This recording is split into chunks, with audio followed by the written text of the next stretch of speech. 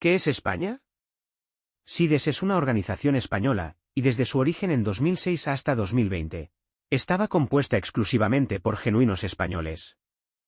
Españoles que en el último lustro, ante las ambivalencias cognitivas derivadas de las contradicciones observadas entre el relato oficial y la realidad observada, no han dejado de hacerse preguntas sobre lo que es realmente España. La respuesta ante la pregunta sobre lo que es España se reveló sin complejos durante los confinamientos del año 2020. En nuestro anterior texto, Homo Goliae, hacia una nueva moral del SXXI decíamos lo siguiente.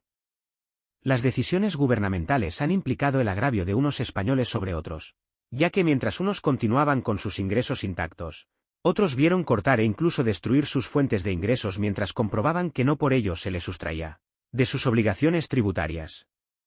En pocas palabras, mientras que unos no cobraban pero sí pagaban, otros continuaron cobrando. Resulta fácil comprobar que quienes tuvieron un comportamiento más incondicional con el gobierno fueron los que habitualmente, no solo durante la pandemia, se sienten beneficiados por la acción de los poderes públicos, en torno a los cuales han desarrollado modos de vida muy confortables, embestidos de prestigio y prebendas. Y es ahí donde está la clave de las reacciones tan viscerales que tuvieron lugar durante el confinamiento. Para muchos funcionarios, personal público, pensionistas, subsidiados, subvencionados y tantísimos perceptores de cheque público, el miedo recaía más sobre la posibilidad de que estuvieran siendo objeto de una manipulación por parte de quien, supuestamente debería protegerles, que de un virus letal. Terror a una manipulación que, de ser cierta, supondría el próximo final y desaparición de sus confortables modos de vida, sin que se sientan capaces de dar respuestas alternativas y prefiriendo lanzarse a la idea de que la posibilidad de estar siendo objeto de una manipulación es el producto de mentes desequilibradas, un tanto malintencionadas y cargadas de fuerte componente conspiranoico. Desaparece toda capacidad para empatizar lo más mínimo con aquellos que ven perder sus medios de vida, quebrar sus negocios o quedarse de la noche a la mañana sin aquello que habían construido durante décadas, a los que llegan a imputar actitudes antigubernamentales y ultraderechistas ante cualquier queja, prefiriendo, aquellos cuyas formas de vida no quieren sentir peligrar, abrazar la certeza de que son y serán siempre protegidos por el gobierno. Resumiendo el párrafo anterior, son muchos los que les produce mucho más miedo la manipulación de la que pudieran ser objeto, que niegan visceralmente, que el propio virus. La respuesta. Dicho lo anterior, ante la pregunta del título del presente capítulo, respondemos que España es una sociedad donde se han perdido valores como la laboriosidad, prosperidad, persona de provecho, etc., y en la que se ha generalizado la idea de que es posible vivir sin trabajar. Así, el propósito de buena parte de los españoles es no trabajar o hacerlo lo menos posible. Y como todo aquel que pretende librarse del esfuerzo propio, intenta servirse del ajeno, ya sea de los segmentos de población más productores, que no productivos, ya que si algo caracteriza a España es que pocos trabajan, pero el que lo hace trabaja muchísimo, o del esfuerzo de generaciones futuras, incurriendo en una deuda de dimensiones tan escandalosas como buscada y aceptada por todos. ¿Cómo? Las formas en que, en las últimas décadas, los españoles intentan liberarse lo más posible del trabajo y prescindir del esfuerzo se resumen en las siguientes: realizando oposiciones para convertirse en funcionarios, pensionándose cuanto antes y por cualquier razón, creando entidades para ser subvencionadas argumentando la defensa de alguna causa noble o manifestándose miembro de cualquier colectivo identificado como históricamente discriminado y reclamando las compensaciones por tales agravios. Así, España conforma una estructura jerarquizada de parásitos, situándose en la parte alta los denominados empresarios, que hacen fortunas gracias a las prebendas obtenidas del Estado, cuyo marco de acción se produce en connivencia con los políticos y la alta burocracia. En la parte más baja se encuentran los beneficiarios del salario social, que perciben unos ingresos que les sitúan a nivel de subsistencia, pero a los que no se les puede exigir absolutamente nada, renunciando a demandarles cualquier tipo de responsabilidad y aceptando su pasividad y parasitismo social. En el anterior texto Homo Goliae, hacia una nueva moral del SXXI ya explicábamos que, a través de documentos como el EASI, la Unión Europea dejaba manifiesto que consideraba inútil e inempleable a buena parte de la población europea. Entre los dos extremos de la jerarquía, la parte más alta y la más baja, se encuentran un amplio abanico personas, pensionistas, asalariados públicos, subvencionados y subsidiados, todos ellos dependientes del cheque público mensual llegando a alcanzar la escandalosa cifra de 11 millones de personas, prácticamente la mitad de toda la población activa, o potencialmente activa, del país. Si lo extendemos a sus respectivas familias, estamos hablando de la mitad de la población española viviendo del dinero público. Todos ellos son la base sobre la que se asienta el poder estatal, cuya máxima expresión la encontramos en la fuerza política llamada PSOE.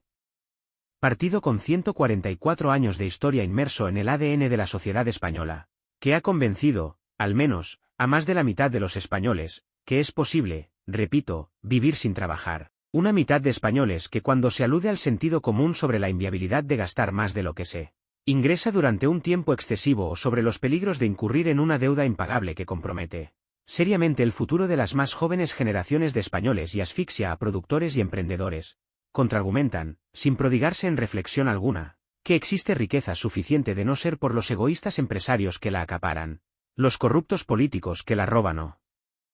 los defraudadores que se niegan a cumplir con sus obligaciones tributarias, zanjando así la discusión y sentenciando que la vida hedonista e improductiva es posible si se corrigen las mencionadas deficiencias. Es más, hasta el más recalcitrante parásito encontrará motivos para afirmar que ha cumplido sobradamente con sus obligaciones. Eso en el mejor de los casos, porque en el peor no sobra quien, algo nada excepcional, considere que no existen obligaciones correlativas a los derechos, definiéndose únicamente por su condición de depositario de derechos, sustraído de todo tipo de obligaciones. Consecuentemente, resulta normal que cuando alguien desafía el modelo estatal parasitario, sea porque decide abandonar el país y dejar de pagar impuestos en España, porque oculta parte de los ingresos al fisco para no ser desangrado, porque cesa la actividad productiva por cuenta propia debido a la desesperación y hartazgo o porque, simplemente, critica y cuestiona el modelo, la sociedad con mayor esfuerzo fiscal de toda Europa, y aboga por una reducción de la fiscalidad, es atacado con tal visceralidad que desborda el marco del propio debate sobre la libertad de acción y se convierte en un cruel ataque personal. De hecho, a quienes disienten del relato estatalista parasitario, se les acusa de antiderechos y de pretender destruir las conquistas en materia de libertades y derechos, conseguidos en los 2 últimos siglos. Así, alguien que postulara una desregulación y consecuente liberalización de la economía y, por extensión, de toda la sociedad, es objeto de reproches con argumentos tales como que desea privar del derecho de toda persona a amar a quien quiera amar, aunque sea del mismo sexo. Tal argumento es parte de la hipocresía justificadora del estatus parasitario, en que viven quienes lanzan tales acusaciones, acusadores que son sobradamente conscientes de que nadie busca la derogación de derecho alguno, pero insisten en dicho argumento para no entrar en el debate sobre su condición de parásitos. Por decirlo en palabras llanas, los parásitos saben que lo son, pero se excusan en que les van a quitar sus derechos. De hecho, fijémonos como el tema de la sobreregulación que estrangula el emprendimiento, rara vez es debatido por los defensores del modelo estatalista parasitario, siendo siempre excluido del marco de discusión, centrándose únicamente en los impuestos y en denostar insolidarios, egoístas, neoliberales y otros tantos descalificativos a quienes cuestionan el modelo.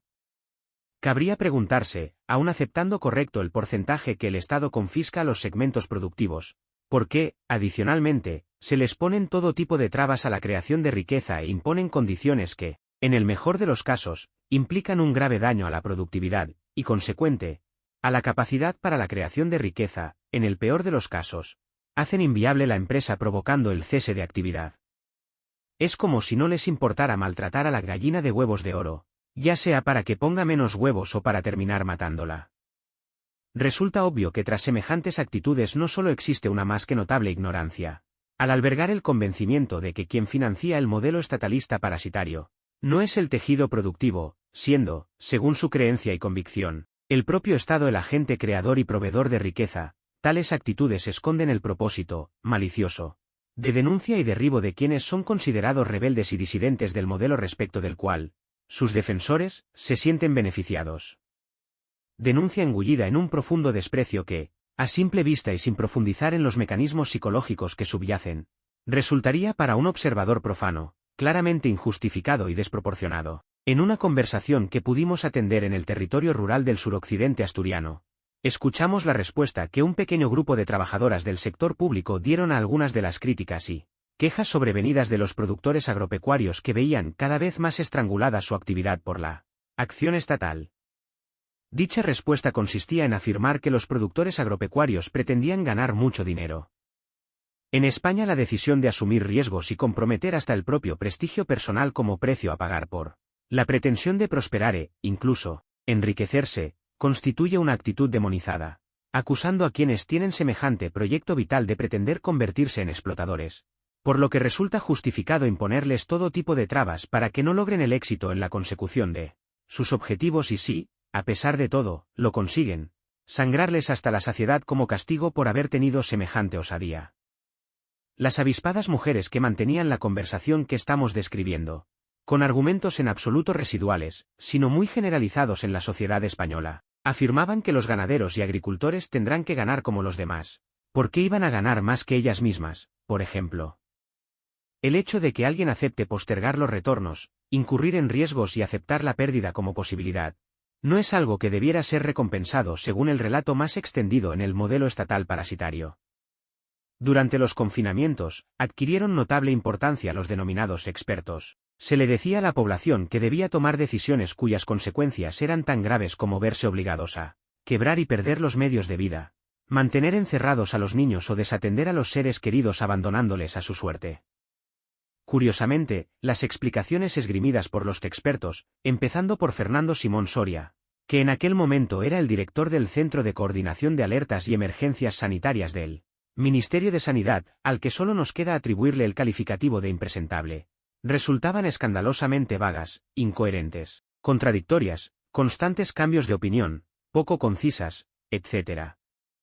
Las explicaciones sobre la verdadera letalidad del virus, sobre si los confinamientos eran la única y mejor respuesta y sobre las futuras consecuencias de la cuarentena, resultaban muy escuetas en cuanto a su extensión y poco convincentes respecto a su contenido. El mensaje estaba claro. A pesar de los sacrificios exigidos, la población no merecía el esfuerzo gubernamental de aportar unas explicaciones lo suficientemente convincentes como para salvaguardar el respeto que todo dirigente debe mantener hacia sus gobernados. Y para eso aparecieron los tontos útiles de siempre, aquella parte de la población que se encargó de señalar, denostar y denunciar a todos aquellos que manifestaban dudas, tontos útiles que no dudamos en acusar de cómplices o colaboradores necesarios.